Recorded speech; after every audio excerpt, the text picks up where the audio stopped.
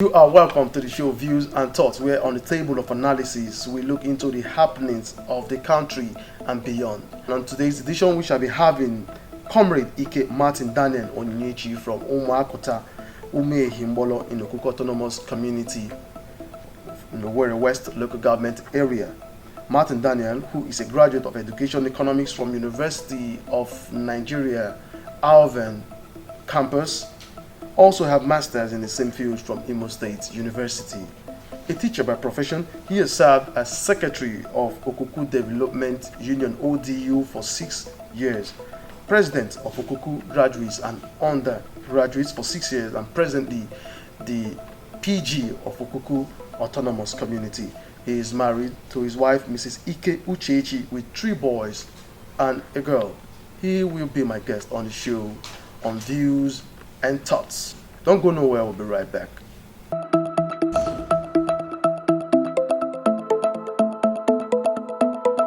Okay, you're still on the show Views and Thoughts, happening on Orient TV channel 59 Owerri and Star Times 113. You can also view us on YouTube, and that is search Ugo Pluto Ubah Imo World, and then you can always have us doing the views and the thoughts based on the show. Well, like I said initially, we are going to be having the PG, the President General of Okuku Autonomous Community, in the person of Comrade Ike Martins Onyinyechi Daniels, very much in the building. So we shall be talking about local administration in general. You're welcome to the show. Thank you, my brother. Thank you. Thank you very much. Okay, we're talking about local administration, and you are the PG of Okuku Autonomous Community. Let's start from that perspective. So, what's your view or views and thoughts about local government administration to start with, before we now start talking about other pressing issues as regards local government? Well, yeah, when we talk about local government administration, we're talking about how to reach the populace at the rural level, for them to feel the impact of government, development, and so forth, infrastructures towards the rural areas. That's the essence of local government administration. Okay, that's very interesting. Okay, you've been on as the PG of Okuku. One wouldn't rule out the fact that it comes with enormous task, challenges, and all of that. Especially when it has to do with the people. Some political enthusiasts will say that carrying people along is the biggest task to ever do, because of various factors or of characters and all of that. So, from your own perspective, as a PG of Okuku, how has it been, with you and the people? How has it been in terms of conforming, for people following you and all of that? How has it been so far? Thank you very much. Yeah, you know it. It is not an easy thing to lead, most especially in a rural setting. You meet people of different attitude, characters, who have individual differences. Most times, when you try to do some things, they may think that's because you are educated, that is why you want to take towards that direction. Those who didn't acquire such knowledge at higher level may think that you are trying to sideline them. Most times you come with opinion, developmental project and ideas. Somebody will tell you that is not the model that they used to do it, that this community has been doing it this other way. It's very, very difficult. But as a leader, you have that responsibility to carry everybody along. You don't have to use violence. You don't have to use that, which they call it carrot stick method. When you do it the other way, you balance it the other way. You try to convince people for them to imbibe your idea and follow you. But the truth is that not everybody would like to queue behind at the same time. As things progress, You will see some others who, because we have different learners. We have fast learners, we have those who learn with different methods, and we have slow learners. If you use one method, a slow learner may not catch up. If you use the other method, a fast learner may not catch up. Therefore, you have to mix it. One may queue behind today, another, after getting through the normal explanations and what things should look like, after getting it right, the person will join you suits.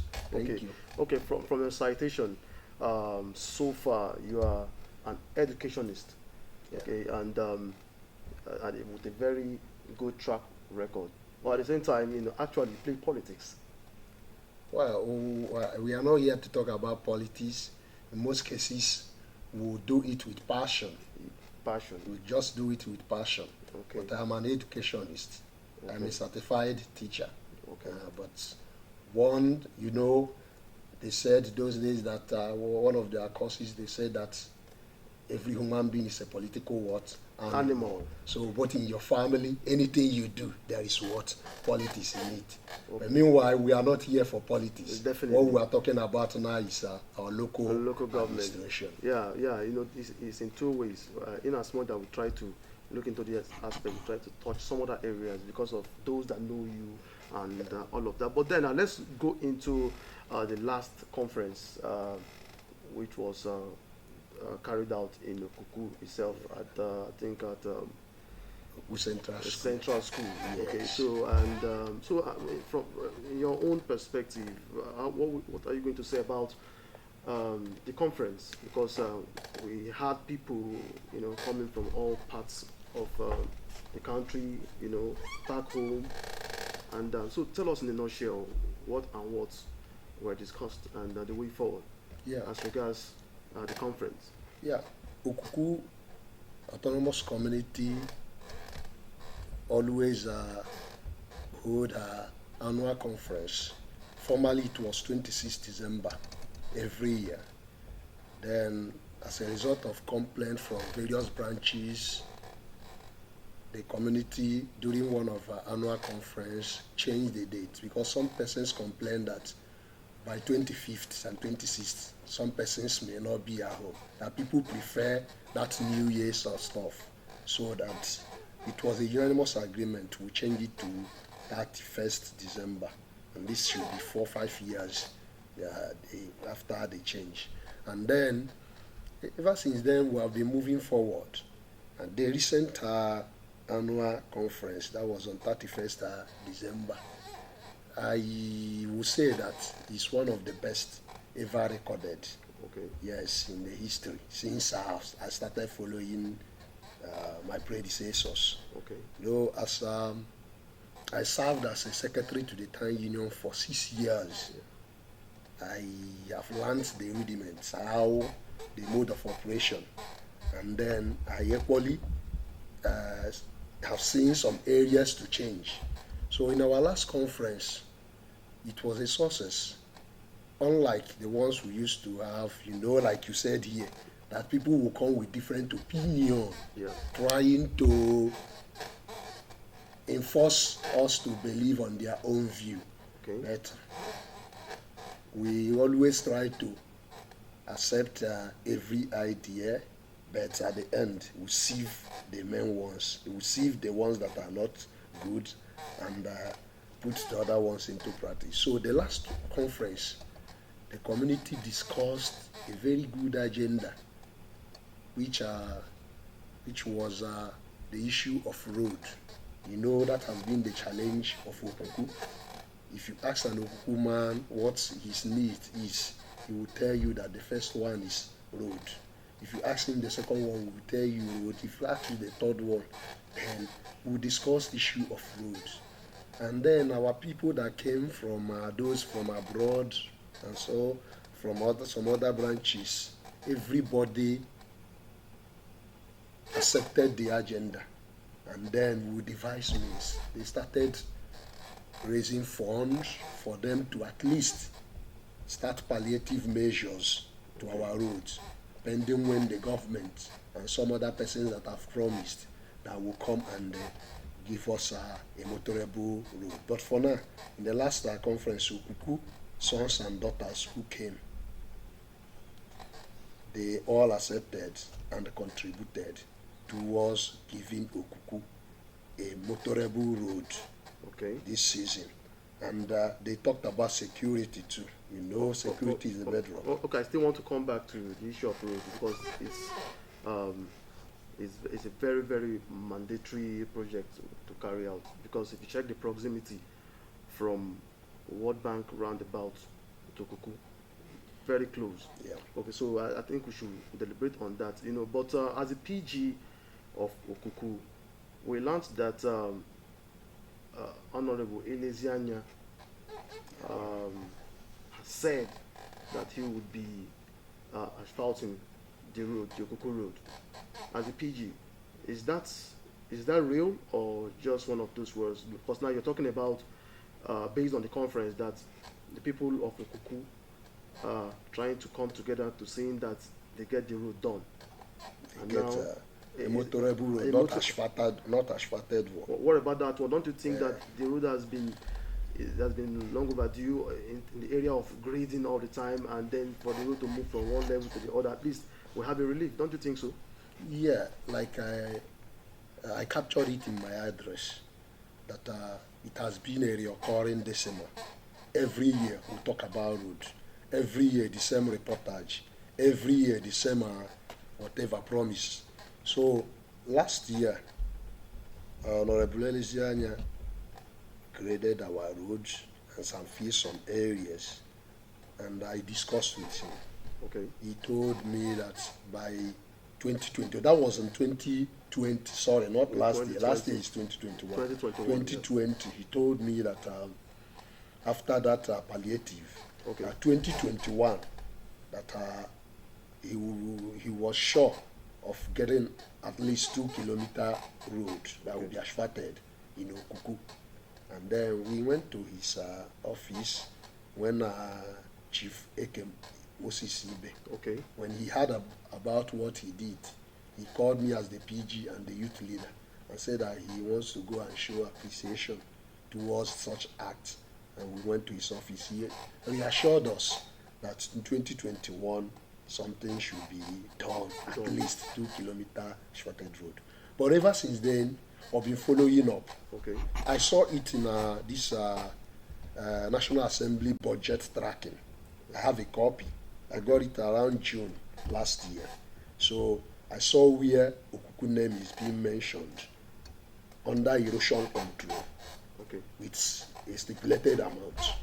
So I've been following up with Elezianya from his office and his engineers, some of the engineers that work there, and then they told me that surely they will asphalt at least 2-kilometer roads. But I saw them like last 3 weeks clearing from that part of Omogoma coming to Okuku. I asked the engineer, he said that they just came to open the road, that when they will do official flag off, they will inform the traditional ruler and myself as the PG will do the normal rituals before they. So what we discussed in our conference, we did not overlook that. Why we are still waiting for them? And the one we had at the government of Imo State is about doing too. While we are still waiting, we'll make plan B. In order, even if such didn't happen now, we can grade our road and sanfish some bad spots, pending when government will come up. That of Elezianya is from National Assembly. Okay. Now let's look into the social aspects of Okuku as a people. Okay. The reason why I'm bringing this up is because you're the PG. You're an ambassador, in other words, of the people of Okuku. So looking at the social aspect of Okuku people, do you think Okuku as a people are united? Yes. When I came on board as a PG, that should be plus or minus 3 years ago, I met a divided house. By that time, Oboji village was not forthcoming to the town union, Umokiri village was not forthcoming. Okuku has 5 villages. Okay. Only 3 villages that we are working together. And when I studied the factors that led to that. The first thing I did was to change some methods. Instead of having our meeting in a center or anywhere, I started shifting our meeting, going around the villages. For instance, if I'm going to Boji, I will tell the Boji Village Union, the chairman, please organize your executives and some personalities that the town union is coming to Boji or so day for a meeting. So when we go there, I will tell them briefly what we have done, the agendas we have for the year, and then from there, they will equally tell us their challenges, why they have not been coming forth. So by so doing, I was able to bring both to Boji and that of Umokiri. And I will tell you that we have a united Okuku, so long as the government of those villages are with the town union. Okay, let's just quickly observe this break. And the program is still Views and Thoughts on Orient TV 59 Star Times 113. And of course, I've been having my discussion with the PG of Okuku Autonomous Community in the person of Comrade Ike Martin Onyechi Daniel right here with me. Don't go nowhere, we'll be right back to continue with the conversation.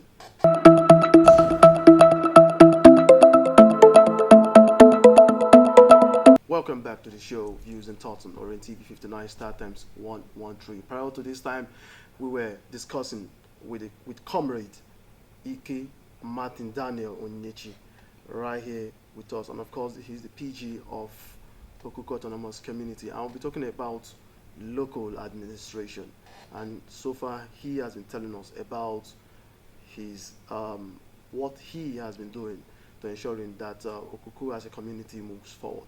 But then let's go into the next question. Still on the social factor, we've talked about. I asked the first one was about the unity of the people of Okuku. But now let's go into some deeper aspect, because sometimes, you know, according to the rule of politics, if there is conflict, there is bound to be peace and a peaceful resolution.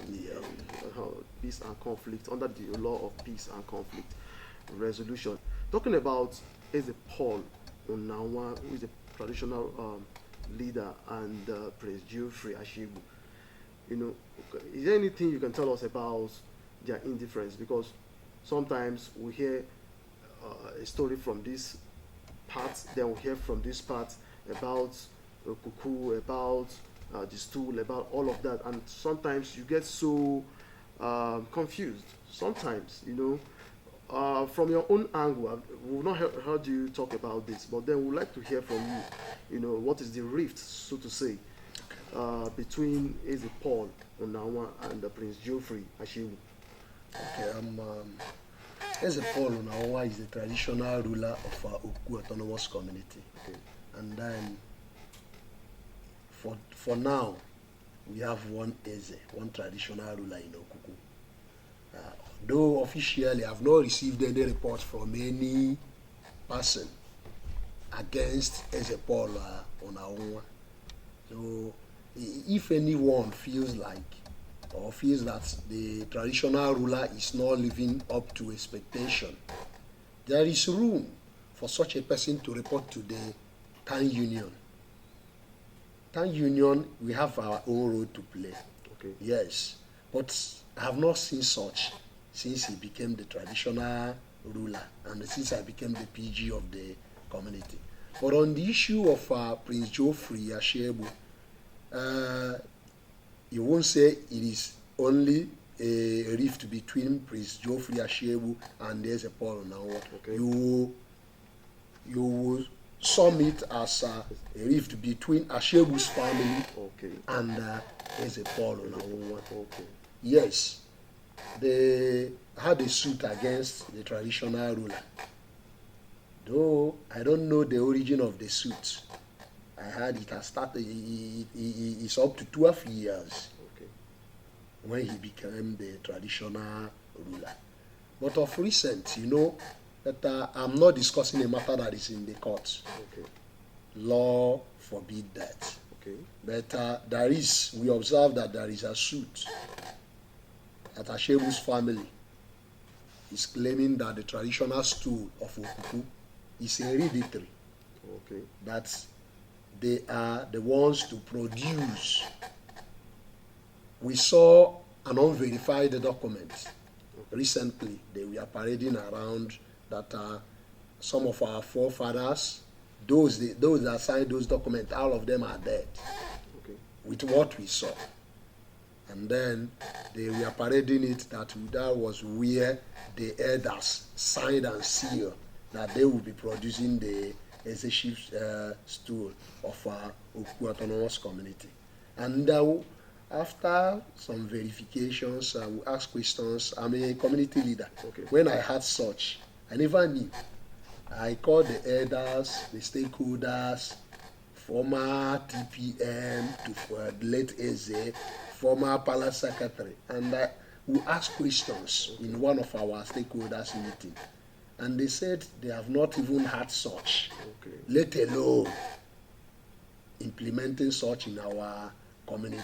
And they asked the community to do anything possible to see that they will submit their proof that such does not exist in our community. And then the community, after legal interviews and whatever, the community joined in the suit.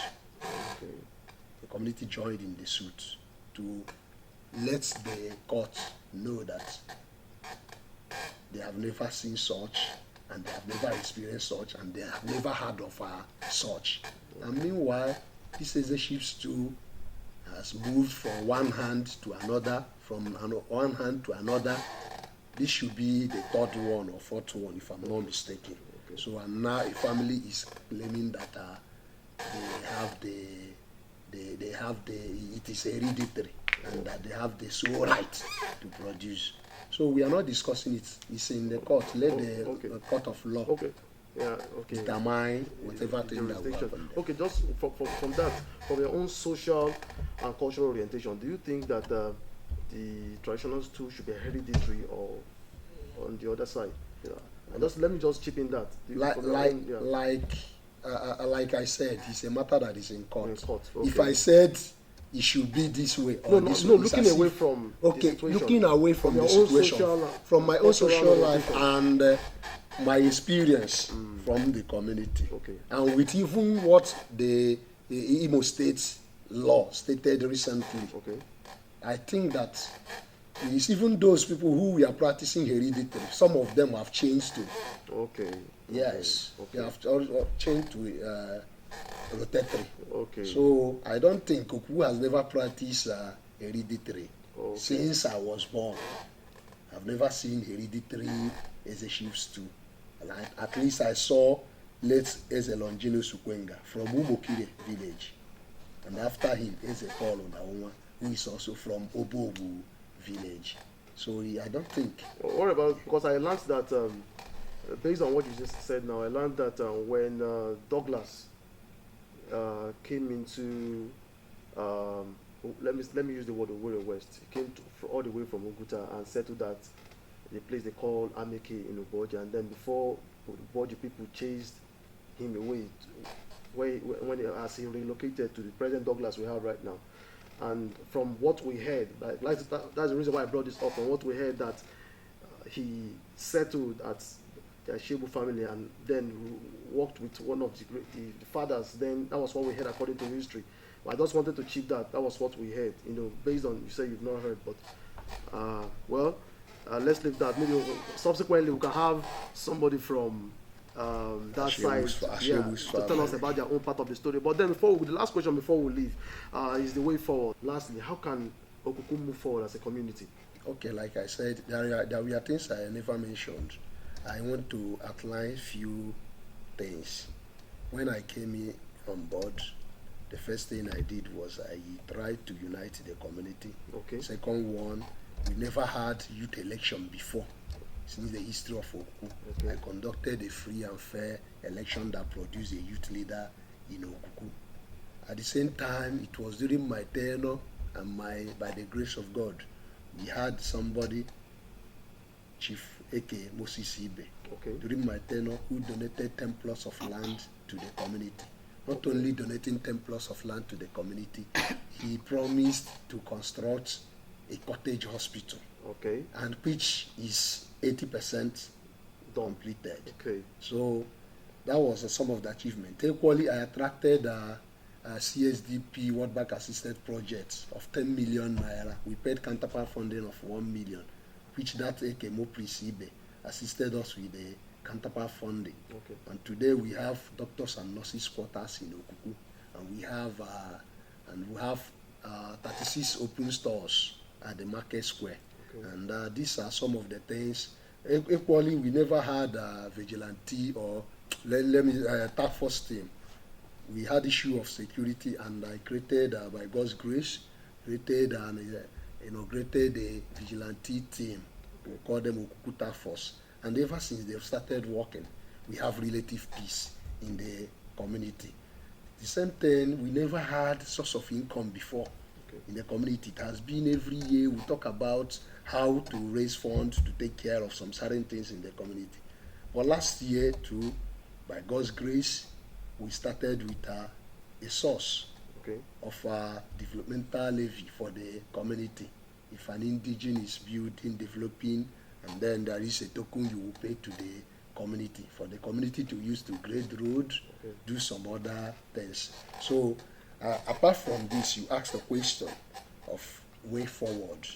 Way forward from the local government, why the government created the third tier government, which is the local government, is to reach the rural areas.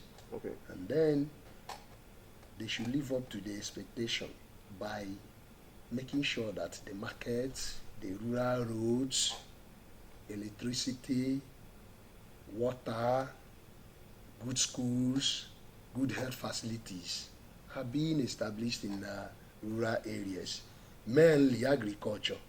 You know our place, Okuku as a community, we are